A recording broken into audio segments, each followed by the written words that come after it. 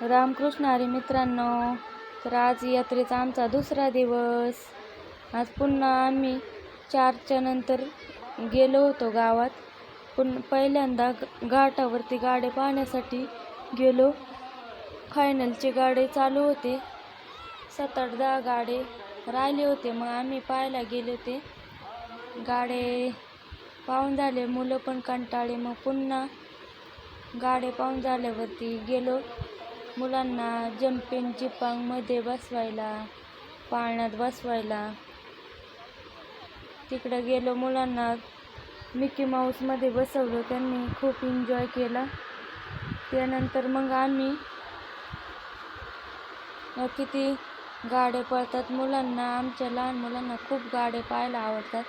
माझ्या भाच्याला तर गाड्या खूपच आवडतात. त्यानंतर आम्ही गेलो. भूक लागली तर मग गेलो जिलेबी आणि गरमागरम भजी खाण्यासाठी. बघा, माझी बारकी सासू तशी माझ्यासोबत गप्पा मारत होत्या. आता आम्हाला नाश्ता करायचा होता. बघा, माझा छोटा मुलगा शिवांश कसा आईस्क्रीम खातोय. आता आम्ही सगळेजण, आमची फॅमिली पूर्ण बसलो होतो जिलेबी आणि गरम गरम भजी खायला. बघा किती गोड आहे माझा भाचा. आमची ननंदबाई, आम्ही दोघी जावा, दोन्ही सासा, परत दीर आणि आमची 4 मुलं, अशा 4 जण आम्ही बसलो होतो जिलेबी भजी खाण्यासाठी. आणि त्यांना वडापाव पण घेतलेला होता. भज्यांसोबत पाव पण घेतले होते आम्ही. खूप छान असे गरम गरम कडक भजी होते आणि जिलेबी पण खूप टेस्टी होती. आम्ही पोटभर नाश्ता केला तिथे. आणि मग जायचं होतं परत यात्रेत खरेदी करायला. भरपूर आता यात्रेमुळे भरपूर अशी गर्दी हॉटेलांमध्ये.